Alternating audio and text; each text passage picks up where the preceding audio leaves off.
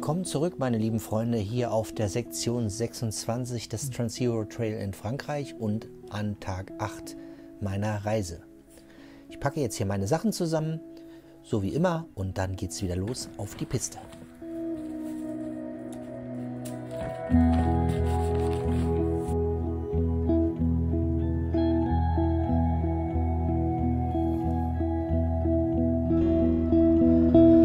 So, auf geht's. 9:21 Uhr.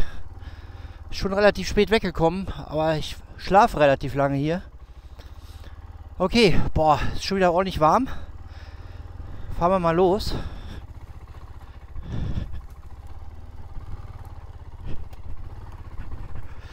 Boah, immer diese Aktion direkt zum Wachwerden.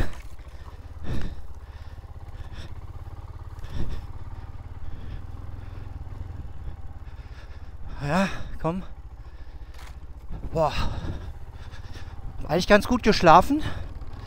Aber hier waren natürlich wieder eine Menge beschissener Mücken und Fliegen.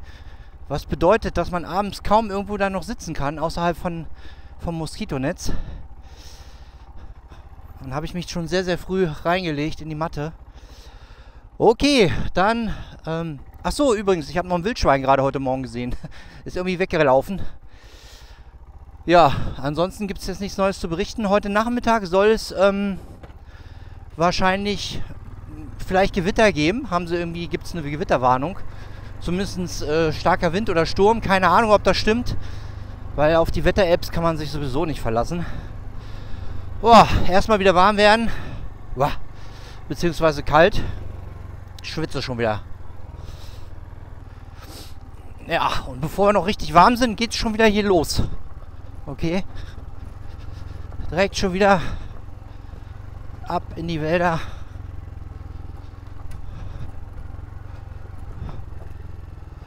Zum Warmwerden. Ich dachte eigentlich, ich fahre jetzt erstmal ein bisschen Straße Richtung nach Nantua. Aber nein, es geht direkt schon wieder runter hier über das Geröll. Zum Glück diesmal nicht ganz so heftig. Also diese Berge hier um Nantua, oder Nantua, wie man auch immer das ausspricht, sind echt schon nicht ohne. Ich denke mal, das sind die südwestlichen Ausläufer vom Jura. Es scheint dann doch schon so ein Mittelgebirge zu sein, mit an die 1000 Meter Berge. Ja, das war jetzt nur ein kurzes Stück zum Glück. Reicht zum Aufwärmen. Ich bin jetzt, glaube ich, in Nantua. Ja. Wetter ist astrein. Ich schätze mal so um die 18, 19 Grad oder 20 vielleicht sogar schon.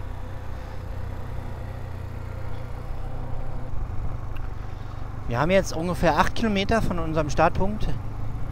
Ich habe jetzt hier, glaube die Ortschaft verlassen und an so einem kleinen Friedhof abgebogen. Und jetzt haben wir so schön sanfte Schotterwege hier. Das gefällt mir jetzt heute Morgen, muss ich ganz ehrlich sagen. Man glaubt es kaum, aber ich bin jetzt eine Woche unterwegs und man merkt schon, wie es körperlich und auch mental anstrengend wird. Ja, immer diese hohe Konzentration. Und jetzt merke ich halt auch nochmal den Unterschied, wie es ist, alleine zu fahren. Das Level an Konzentration ist natürlich schon höher, alleine, weil man einfach kein Risiko eingehen möchte. In bestimmten Situationen, habe ich ja schon mal erwähnt.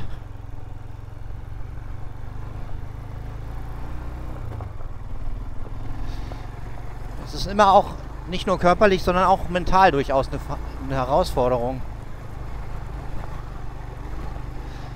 Aber deswegen machen wir das ganze Jahr. Das macht die ganze Sache natürlich spannend und einfach unberechenbar. Jetzt wird hier schon etwas anspruchsvoller. Ja. Zweiter Gang immer noch.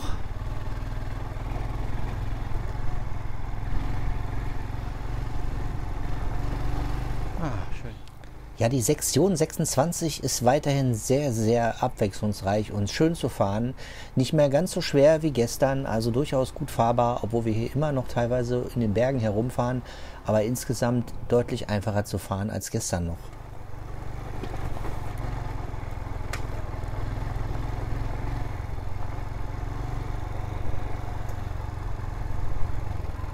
Oh, bisschen Sand dazwischen.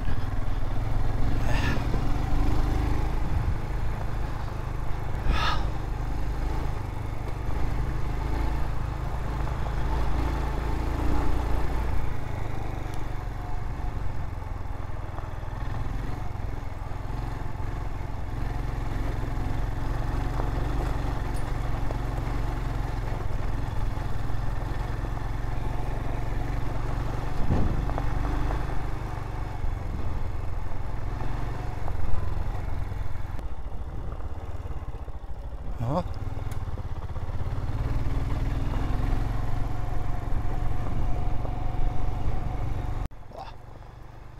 Ja, das geht jetzt hier schon die ganze Zeit so. Zwischendurch war hier mal so ein kleines Dorf. Ich bin jetzt ungefähr knapp 20 Kilometer unterwegs seit meinem Startpunkt. Gefühlt bin ich schon 2 Stunden unterwegs, aber es sind tatsächlich jetzt 20 Kilometer. Ja, ist unglaublich, wie langsam man hier vorankommt.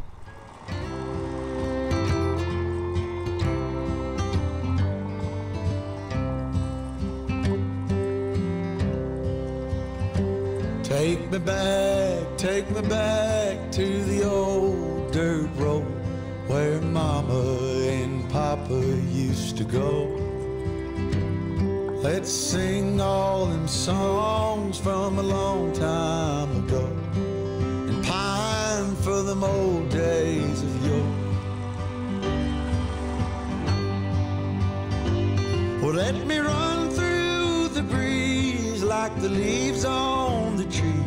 Let me fly like the leaves when they fall.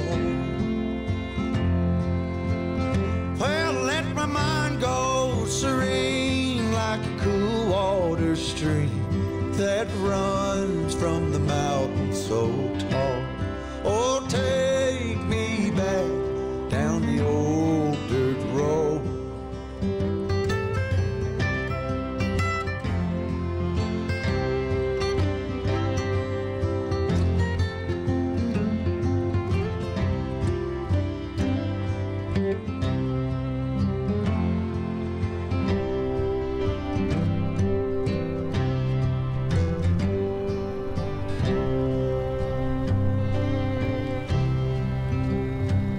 Take me home to rest where the mockingbirds nest and to cry through the green in the spring. Let's go back a ways to the old bygone days. Ja. Nicht zu schnell. Nicht schon wieder zu übermütig hier werden. Oh. Okay.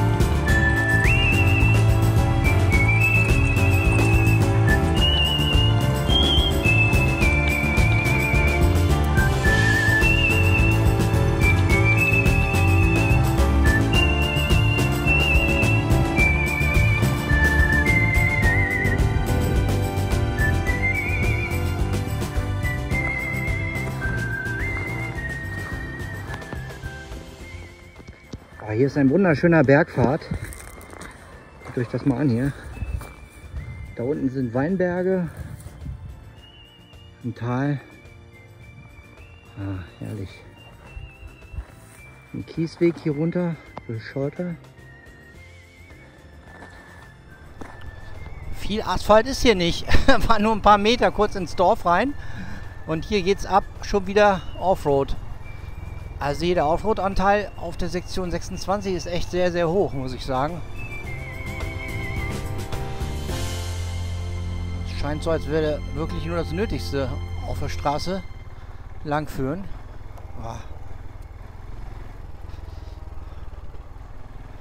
Ah, hier ist so ein schöner kleiner Bach an der Seite.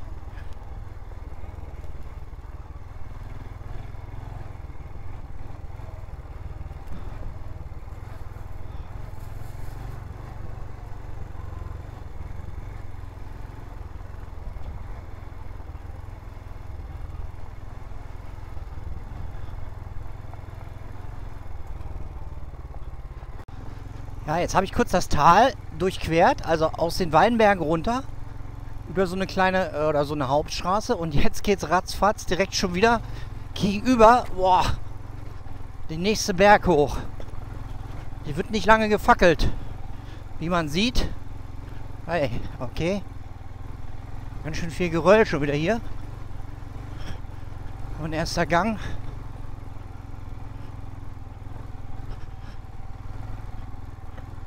Okay, wow. Hey, hey, hey.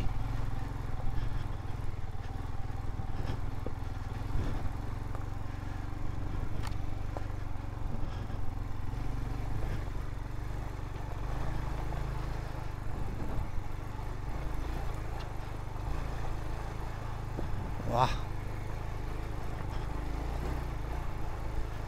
Immer noch erster Gang, habe ich mich mal hingestellt.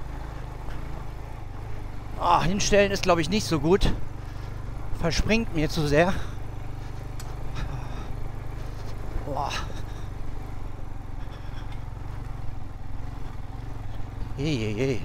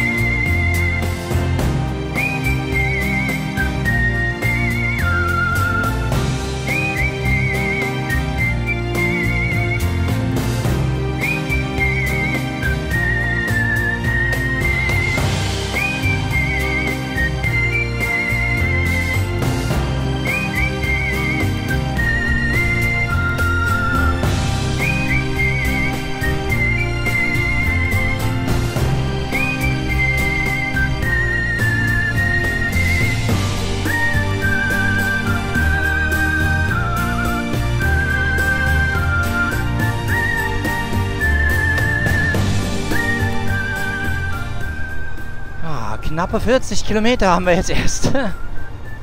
Hier lässt sich es aber angenehm fahren im Moment. Durchaus angenehm. Sehr abwechslungsreich.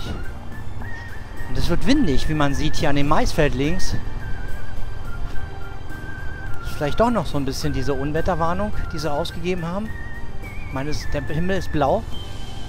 Aber das kann sich natürlich heute Nachmittag noch ändern. Schauen wir mal. So, ich bin jetzt in den Rhönalpen, in so einer Kleinstadt, ich weiß jetzt nicht genau in welcher. Ich bin jetzt ungefähr gute 50 Kilometer gefahren, seit heute Morgen. Und wir haben jetzt noch nicht ganz um 12, Viertel vor 12. Sehr, sehr windig, muss ich sagen. Wobei hier im Moment ist es ein bisschen geschützt.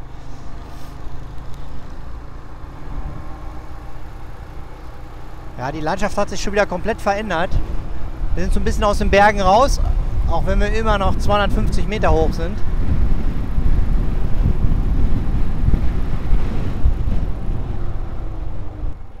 Offroad, okay. Eieiei. Ganz schön rutschig hier. Muss man ja sagen.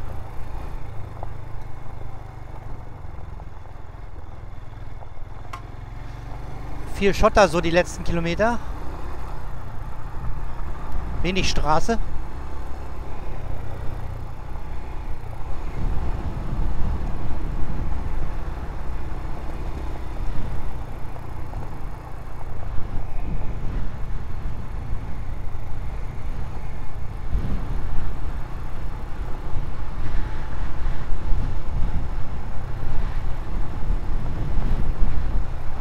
Sehr, sehr windig. Ich weiß nicht, ob ihr das hören könnt. Im Mikrofon. Oh. Das erste Mal, dass ich hier welche treffe, ja. Oh.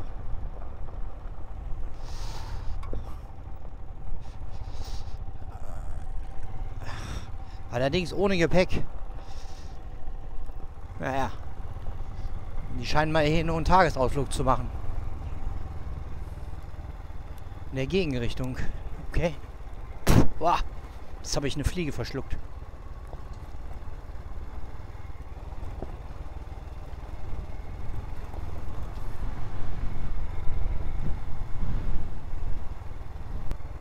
Ja, schmal hier alles.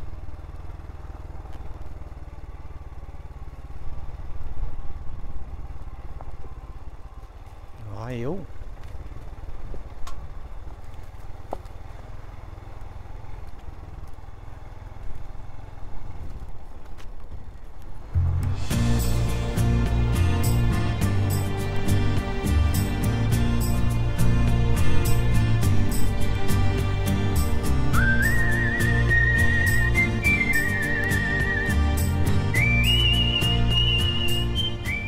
Ein bisschen aufpassen wegen Spurrillen.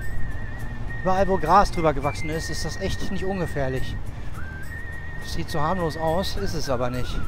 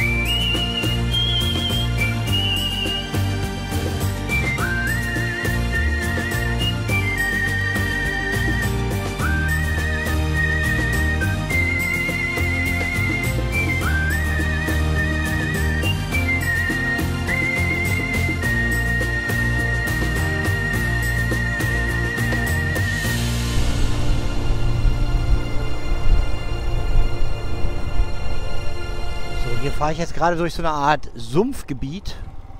Links und rechts sind solche Seen, wo man aber natürlich nicht besser badet. Das sieht man schon an den Schilfgürteln und an der Vegetation, dass das hier nichts zum Baden ist, definitiv. Ich meine, wenn noch mal was Schönes kommen würde, ein See oder ein Fluss, würde ich durchaus auch noch mal ein bisschen baden gehen. Aber hier ist nicht die richtige Gegend.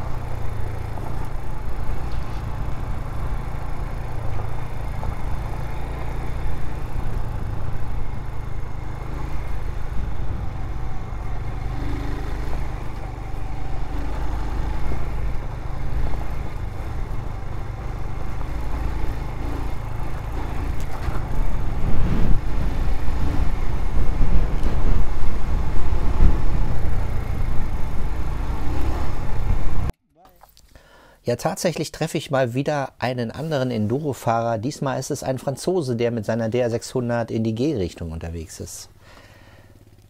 Ein kleines Schwätzchen und weiter geht's. Oh, seit langer Zeit habe ich mal wieder jetzt jemanden hier getroffen auf dem TED. Einen in der DR600, einen Franzosen. Oh, der ist aber, so wie ich es verstanden habe, nur ein paar Tage hier unterwegs. In der Gegend. Ich meine, sein erster Trip. Er sagte, hier sind viele Steine vor mir. Und steile Auffahrten. Naja, werden wir mal sehen, was er darunter versteht. Oh. Oh, Mann, ist das warm, ey.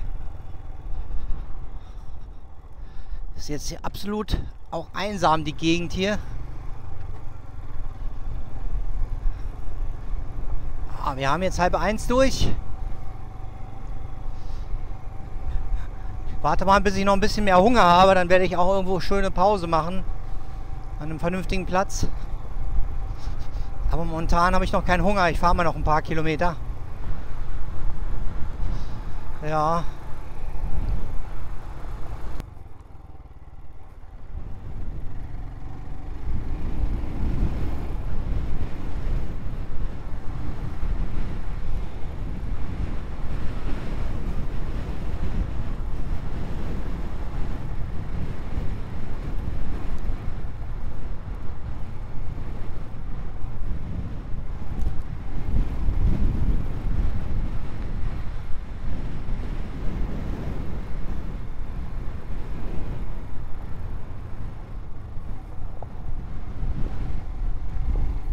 In diesem Abschnitt haben wir wieder viele offene Felder, Wiesen und auch Pferdeweiden.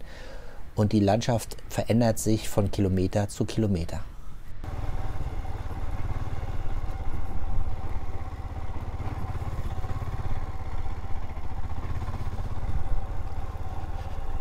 Puh, so, jetzt haben wir ungefähr 100 Kilometer gefahren. Boah, und immer noch einsame Wege über Felder an Ortschaften vorbei. Maisfelder ohne Ende, Sonnenblumenfelder. Es wäre schön, jetzt bald mal einen Platz zu finden für eine Pause. Ja.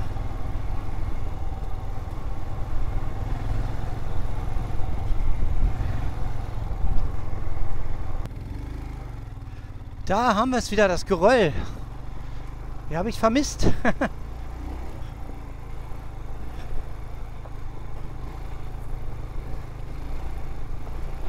Ah, hey. Erster Gang.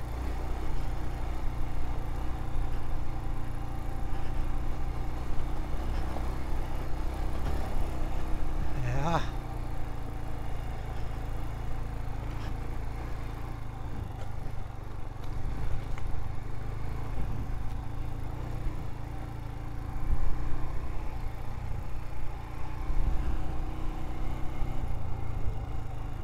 Ah. Hey. Boah. Junge, was ist denn hier los? Okay. Da war nicht mit zu rechnen. Okay.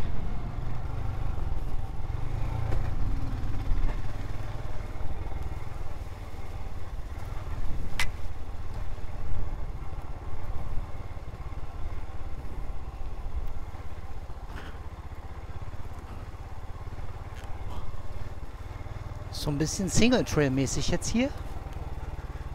Und ein heftiger Wind.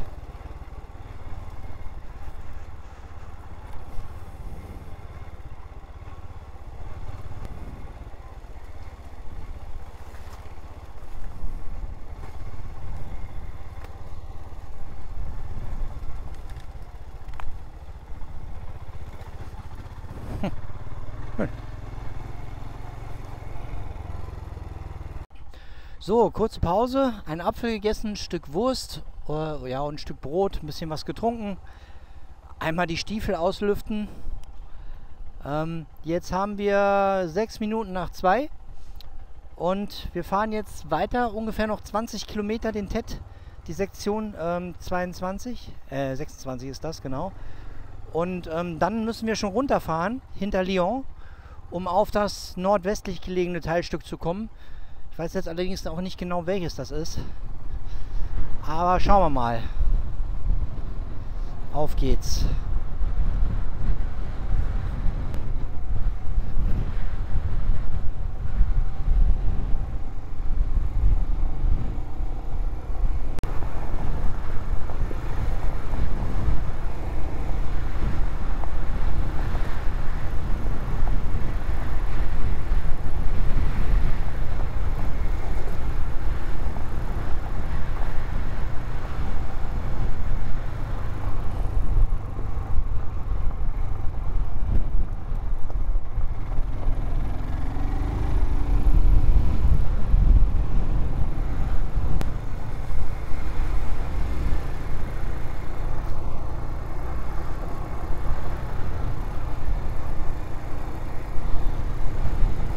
Also irgendwie macht das Ganze hier so ein bisschen so einen apokalyptischen Eindruck. Diese unendlichen Felder und dieser Wind. Das ist irgendwie so ein ganz, ganz merkwürdiges Gefühl hier. So ein bisschen surreal irgendwie.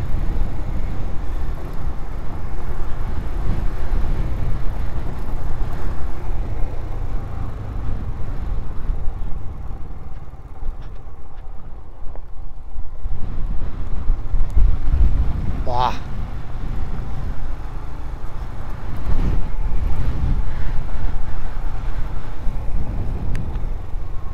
Zwischen den Sektionen 26 und 7 gibt es eine kleine Lücke, die man überbrücken muss. Ich glaube, das sind so ungefähr 20 Kilometer Asphalt oder 25 Kilometer, die man fahren muss. Gucken, dass ich hier überhaupt richtige Straße erwische. Ist nicht ganz so einfach hier. Ja, und prompt habe ich die falsche erwischt, glaube ich. Verdammt. So, wie ja irgendwie zu erwarten war, habe ich mich hier in Lyon etwas verfranst. Boah, Junge. Man gerät extrem schnell auf eine falsche Auffahrt, wenn man hier über diese Schnellstraßen fährt. So schnell kann man gar nicht reagieren. Musste zweimal umdrehen. Ja. Okay. Jetzt bin ich aber auf jeden Fall in der richtigen Richtung unterwegs. Es ist eh auch nicht mehr weit, bis ich abfahren muss Richtung Norden, um das nächste TED-Stück zu erreichen. So, ich habe jetzt gerade die Sektion 26 verlassen. Boah, das war eine ganz schöne Gurkerei. Also über eine Stunde durch Lyon, jetzt noch ein bisschen hoch ins Bergland. Und jetzt Richtung Norden auf den TED Sektion 7. Das sind jetzt hier, also der geht nicht nahtlos, sondern ich vermute mal, das sind so 15 Kilometer Richtung Norden circa, um auf die Sektion 7 zu kommen. Und ich habe da schon mal vorhin in einiger Entfernung einen Campingplatz rausgesucht, weil ich habe eigentlich heute vor, mal auf dem Campingplatz zu übernachten. Erstmal nett duschen ist nicht schlecht und dann könnte ich auch mal meine ganzen Akkus aufladen. Das wäre nicht schlecht. Ja, so sieht's aus. Also es zieht sich ganz schön hier, diese Strecke. Sehr verwinkelt. Bis zur Sektion 7. Mann, Mann, Mann, du. Ist doch mehr als 15 Kilometer. Aber so weit kann es jetzt nicht mehr sein. So, Sektion Nummer 7 erreicht. Meine Güte. Ist jetzt 16:45 Uhr. Okay. Nee, 15:45 Uhr. Okay. Ich bin gefühlt schon 30 Stunden unterwegs. Boah, schlaucht das. Okay, erstmal was trinken und dann noch ein Stück den TED Sektion 7 fahren und dann will ich mal schauen, ob der eine Campingplatz, den ich vorhin rausgesucht habe, was ist. So, 12 Kilometer TED noch zu fahren, dann geht's ab. Mal schauen, wie die 12 Kilometer sind. Ich hoffe nicht zu hart, weil es reicht jetzt eigentlich langsam für heute. Schon ganz schön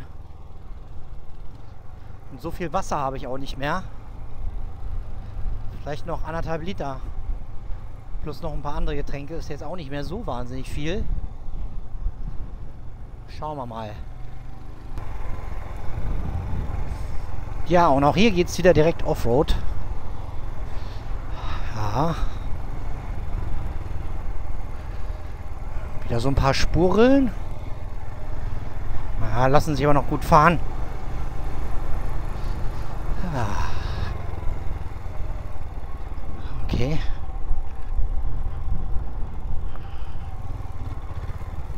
Das war fast ein bisschen zu motiviert.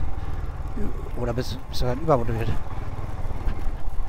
Oh, jetzt musst du, glaube ich, hier ein bisschen aufpassen. Oh, okay.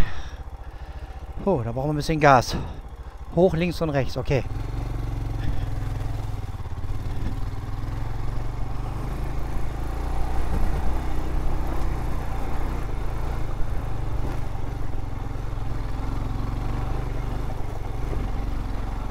Okay.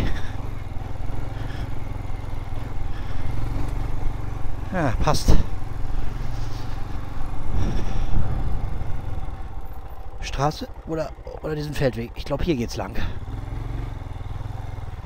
Jupp. Oh, okay.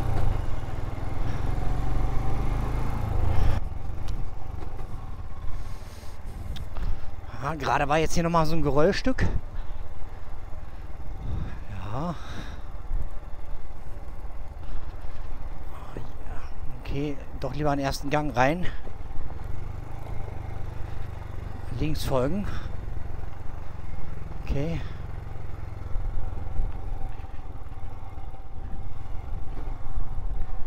Okay.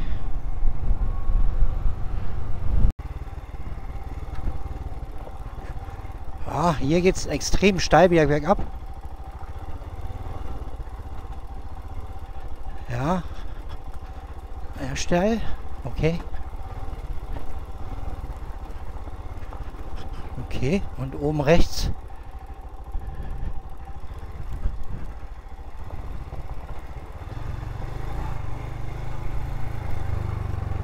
Rechts. Ja.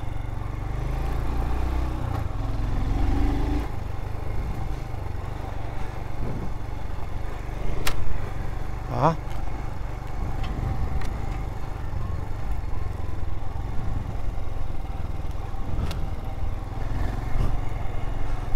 Weiter.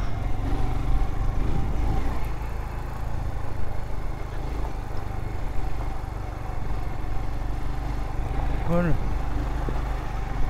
lieber erster Gang.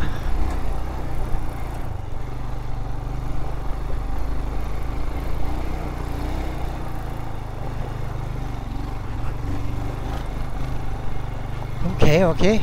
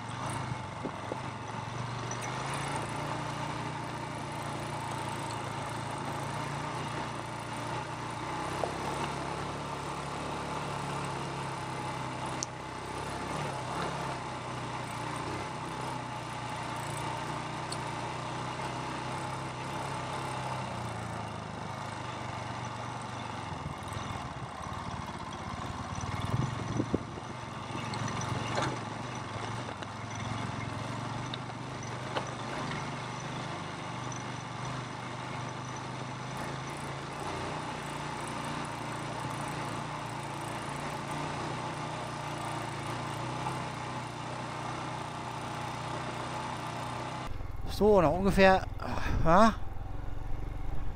4 Kilometer bis zur Abfahrt. Ja, schon nett hier.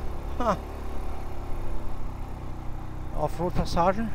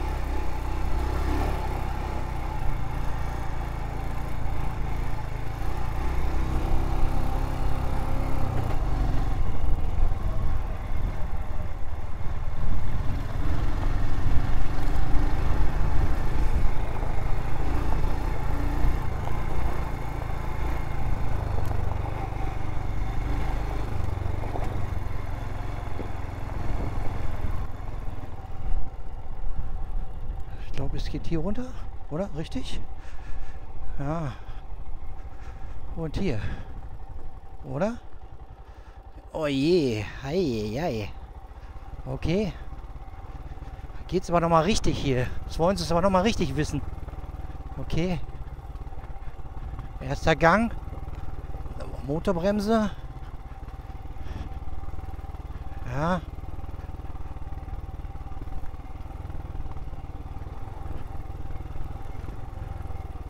Okay. Ja.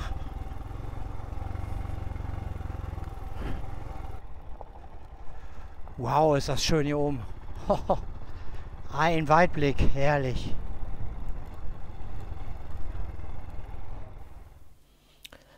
Der Tag, der neigt sich immer mehr dem Ende zu und so langsam wird es wieder Zeit, einen Schlafplatz zu finden. Und ursprünglich verfolge ich den Plan, einen Campingplatz zu finden, was allerdings schwieriger ist als gedacht.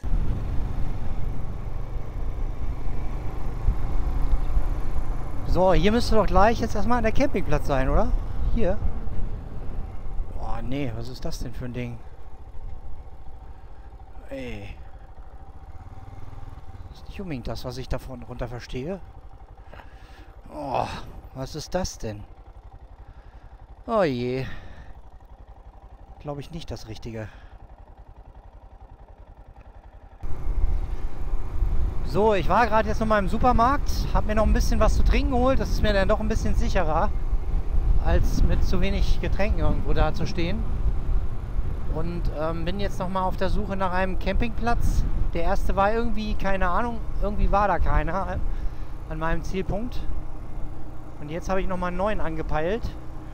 Bin jetzt hier noch mal 17 Kilometer weiter die Landstraße lang. Und normalerweise müsste der jetzt hier irgendwo kommen. In 200 Meter. Bin ich mal gespannt. 100 Meter. Sieht sehr merkwürdig aus hier das Ganze. Ah Gott. Wieso sieht denn das hier schon wieder so scheiße aus? Geht das hier runter oder was? Ich bin mir nicht sicher. Sieht hier alles sehr merkwürdig aus. Oh, sag mal, wieso sind die verdammten Campingplätze hier nicht, wenn die eingezeichnet sind? Verstehe ich nicht. Alter. Gibt's doch nicht. Angeblich soll der hier sein. Mitten in der Stadt kann er auch nicht sein, oder? Mann, Mann. Das ist total bescheuert.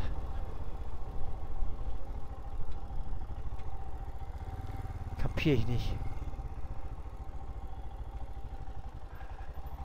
Überhaupt nicht. Also hier in der Nähe scheint doch eine Art Campingplatz zu sein. Keine Ahnung, ey. Zumindest ist hier irgendwo was eingezeichnet. Bei Mapout. Google Maps oder Apple Karten ist da nicht drin. Also hier ist irgendwas, aber keine Ahnung. Jeder weiß noch nicht, wo der Eingang ist. Oder gibt es hier nur Mobilheime? Es scheint tatsächlich so zu sein, dass einige in der Karte eingezeichnete Campingplätze gar keine richtigen Campingplätze sind. Ja, und die im Prinzip auch keine vernünftige Infrastruktur bieten, sodass es hier kein wesentlicher Vorteil ist, hier zu übernachten. Da kann ich am Ende gleich im Wald übernachten und habe auch deutlich mehr Ruhe dort. Berechtigte Frage. Zelte gibt es hier auf jeden Fall. Die Frage ist nur, sieht nicht unbedingt nach dem offiziellen Zeltplatz aus. Keine Ahnung. Merkwürdig.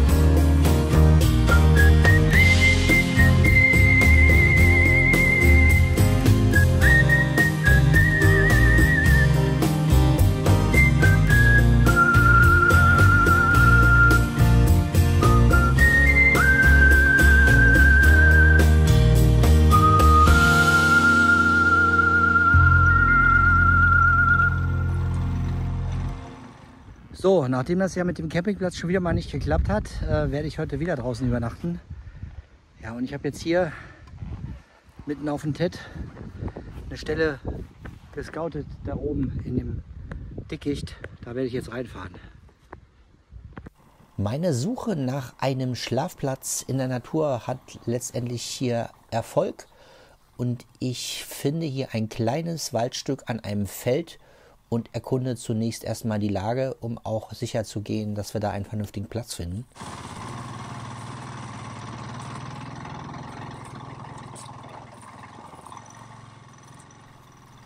Die Zufahrt allerdings erweist sich durchaus als schwierig, weil das Feld hier sehr weich ist und extrem weichen Sandboden hat, sodass ich tatsächlich hier diese Kante in das Waldstück nur reinkomme, indem ich mein Gepäck abpacke, um dann hier reinzufahren. Denn es ist immer wichtig, einen Schlafplatz zu finden, der von außen nicht einsehbar ist. Außerdem soll es in der Nacht Sturm geben und eventuell Gewitter, sodass es hier heute insbesondere sehr wichtig ist, einen Schlafplatz zu finden, der auch dem Sturm standhält. Wie schlimm das Gewitter werden würde, das weiß ich allerdings zum jetzigen Zeitpunkt noch nicht.